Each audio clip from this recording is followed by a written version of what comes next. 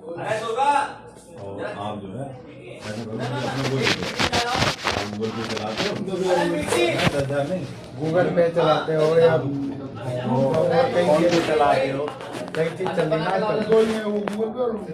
हाँ फोन पे गूगल पे भी करते हैं। उसने का ऐसा है, मेरे फोन पे गूगल पे तो मैं जानता हूँ ना, गूगल पे जानता हूँ, मैं खाता नंबर दे रहा हूँ, मेरे खाते में दिखाऊंगा भाई। तो मतलब बैंक में देने के लिए कोई रिसीविंग वगैरह? बैंक में देख मुकदमा नहीं लिखा जाता इन बातों में, जी, क्योंकि गलती तो तुम्हारी है। बैंक में अपनी कंप्लेंट कर दो, बैंक में तो कस्टमर केयर पर कर दी, वो जो बोले 24 घंटे तक पैसा क्या नाम है रिफंड यूपीआई हो जाएगा तुम्हारा। हाँ, तो बोले वो उसके एक लिए एप्लीकेशन लिखो जो तुम्हारी मेन ब्रांच है, जी, बैंक शाखा प्रबंधक के नाम जी, और मेन ब्रांच में एक एप्लीकेशन दे जाओ। नहीं वो तो मैं लेके गया था, तो जो बोले थाने जाओ, आप थाने में जो FIR कराओ उसकी वहाँ से एक वो अरे देंगे यार कोई उसकी कॉपी। नहीं होती वो एफआईआर, थाने में उसकी नहीं होती, वो कहना कि मैं कंप्लेंट दे रहा हूँ आपको ये, जी, उसकी एक कॉपी अपने पास रखना, बैंक वालों की जिम्मेदारी हो जाएगी, आपका पैसा रिफंड होगा। ठीक है, ठीक है ना, वो अपने प्रोसेस से बचते हैं, उन्हें पता पुलिस लिखेगी नहीं और तुम करोगे नहीं। जी, जाकर तुम एप्लीकेशन लेके आओ, वहाँ पे ठोक के उसकी एक एक कॉपी कॉपी अपने पास रखना।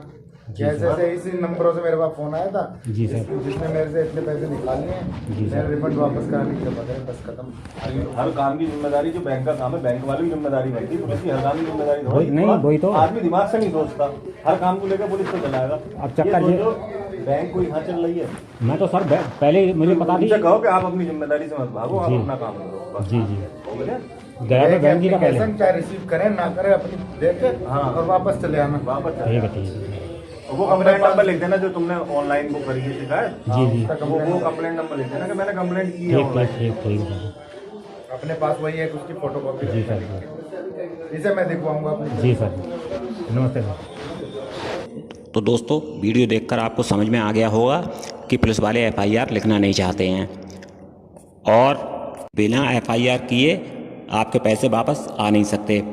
तो इस पूरे प्रोसेस के लिए मैंने कैसे मैनेज किया, अब मैं आपको सिलसिलेवार बता देता हूँ। अब आपके साथ फ्रॉड होने की स्थिति में आपको सबसे पहले एक काम आप ये कीजिए कि आपके पास जो मैसेज आता है पैसे निकलने का, आप तुरंत सबसे पहले एक कस्टमर केयर पे फ़ोन लगाइए, तुरंत वहाँ उनसे कस्टमर केयर पे जो जो आपके साथ हुआ है उसे बताइए और वो आपका खाता तुरंत ब्लॉक करेंगे और उसके साथ साथ वो आपका जो ट्रांजैक्शन हुआ है उसे भी ब्लॉक करा देंगे। और उसके बाद में आपको एक मैसेज बैंक के लिए करना है। बैंक के लिए जो मैसेज करना है वो किस नंबर पे करना है, वो नंबर आपके जो मोबाइल में मैसेज आया होता है पैसे निकलने का, उसी में एक नंबर कस्टमर केयर का भी होता है ऊपर और नीचे होता है आपका उस जिस नंबर पे आप बैंक के लिए फ़ोन कर सकते हैं। और जो आप स्क्रीन पर देख रहे हैं ये ऊपर वाला जो नंबर है ये कस्टमर केयर का नंबर है और ये नीचे वाला जो दिख रहा है ये आपका उसी बैंक का नंबर है। इस पर सिंपल आपको ADC ब्लॉक लिखकर और इसे फॉरवर्ड कर देना है केवल। उसके बाद आधा काम आपका समझ लीजिए हो जाता है और आप जो अपना खाता कस्टमर केयर फ़ोन करके ब्लॉक कराते हैं उसका भी मैसेज की रिसीविंग आपके पास आ जाती है और बैंक के लिए जो आप मैसेज फॉरवर्ड करते हैं उसकी भी रिसीविंग तुरंत आपके पास आ जाती है, जो ये मैं स्क्रीन पर दिख भी रहा होगा आपको। अब इसके बाद दूसरा कदम होता है FIR लिखवाने का। अब मैं आपको बताता हूँ, जब मैं अपनी थाने में FIR लिखवाने एप्लीकेशन लेकर गया था तो वहाँ मेरी FIR नहीं लिखी गई, बल्कि उन्होंने और रास्ते इधर उधर के समझा के वापस कर दिया। लेकिन उन्होंने एप्लीकेशन लेके रख ली थी। जाहिर सी बात है कि उस पर उन्हें कार्रवाई तो कोई करनी नहीं थी, लेकिन ये भी एक प्रोसेस का हिस्सा होता है। तो मुझे 2 दिन तक मैंने वेट किया। 2 दिन वेट करने के बाद जब FIR नहीं लिखी गई तो मैंने अपने बदायूं पुलिस SP सिटी के लिए एक कंप्लेंट स्पीड पोस्ट के द्वारा भेजी। जो आप स्क्रीन पर देख रहे हैं ये उसी एप्लीकेशन जो मैंने भेजी थी उसकी फ़ोटो स्टेट है और साथ ही साथ जो मैंने कंप्लेंट SP के लिए की थी उसकी एक कॉपी बैंक के लिए भी मैंने भेज दी थी स्पीड पोस्ट के द्वारा। लेकिन पता नहीं किस कारणवश मुझे वहाँ से भी कोई रिजल्ट नहीं मिला। हो सकता है शायद लॉकडाउन की वजह से ऐसा हुआ हो कि अधिकारी वगैरह इस समय अपना काम नहीं कर पा रहे हैं या किसी और वजह से। बहरहाल मेरा काम नहीं हुआ, जबकि अधिकतर मामलों में SP की अगर आप कोई कंप्लेंट वगैरह करते हैं तो उसका रिजल्ट पॉजिटिव ही आता है और FIR वगैरह का काम हो जाता है, लेकिन मेरा नहीं हुआ।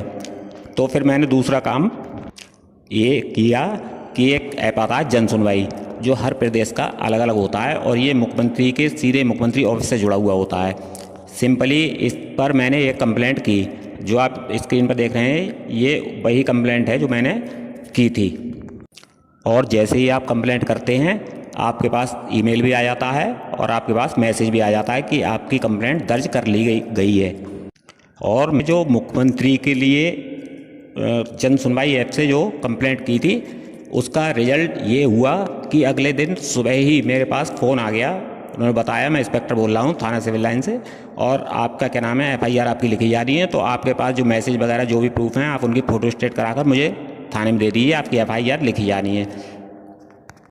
और दोस्तों इसके 3 दिन बाद, ये कंप्लेंट जो मैंने मुख्यमंत्री के लिए की, इसके 3 दिन बाद मेरे पास एक मैसेज और आया जिसमें FIR लिखने की उसमें बात कही गई थी। ये जो आप देख रहे हैं ये उसी FIR की कॉपी है जो मेरे मोबाइल पर FIR लॉन्च होके आ गई थी। उसके बाद फिर मैंने इसे फ़ोटो स्टेट कराकर और बैंक में इसकी कॉपी दे दी। अब इस कायदे में 1 हफ्ते के अंदर अंदर मेरे पैसे वापस आ जाने चाहिए थे, लेकिन पता नहीं मेरे पैसे वापस नहीं आए। अब इसके 1 हफ्ते तक मैंने इंतज़ार किया, उसके बाद जब पैसे नहीं आए तो फिर मैंने एक काम और किया, मैंने PG पोर्टल पर एक कंप्लेंट मैंने और की। अगर आपको PG पोर्टल के बारे में जानकारी नहीं है या उस पर कैसे कंप्लेंट करें आप ये जानना चाहते हैं तो मैं इसका वीडियो बना के डाल दूँगा, आप कमेंट में बता दें मुझे। और इसका भी रिज़ल्ट मुझे बहुत अच्छा मिला। जैसे ही मैंने PG पोर्टल पर कंप्लेंट की तुरंत वहाँ से भी मेरे पास मैसेज आया और मेल आ गया कि आपकी कंप्लेंट FIR मतलब कंप्लेंट आपकी लॉन्च हो गई है। और उसके करीब 1 हफ्ते के बाद मेरे पास फिर से मैसेज और मेल आया कि आपकी कंप्लेंट का निस्तारण कर दिया गया है। मतलब अब इसके बाद मुझे कुछ भी नहीं करने पड़ा और सिंपल करीब 1 हफ्ते के बाद मेरे पैसे भी वापस मुझे अकाउंट में पहुंच गए। लेकिन इस सब में मुझे केवल वो प्रोसेस मेरा बेकार ही चला गया जो मैंने SP के लिए स्पीड पोस्ट द्वारा जो मैंने कंप्लेंट भेजी थी। तो मतलब वो कोई ऐसा ज़रूरी प्रोसेस नहीं है आपके लिए। अगर आपके साथ कभी ऐसा होता है तो आप केवल थाने में एक एप्लीकेशन दे दें, उस पर कार्रवाई नहीं होती है, सीधे जन सुनवाई ऐप पे जाके आप कंप्लेंट कर सकते हैं। और अपने रुपए की रिकवरी के लिए मैंने शुरू से लेकर आखिर तक जो मैंने किया है, वो जो भी प्रोसेस था वो मैंने आपको सारा दिखा दिया है। ये जितने भी मैंने कागज़ वगैरह दिखाए हैं सब उसी प्रोसेस का हिस्सा हैं जो मैंने आपको स्टेप बाय स्टेप सारे दिखा दिए हैं। अब आपको मुझे उम्मीद है आपको समझ में आ गया होगा कि किस तरीके से आप अपने गए हुए पैसे फ्रॉड में वापस पा सकते हैं।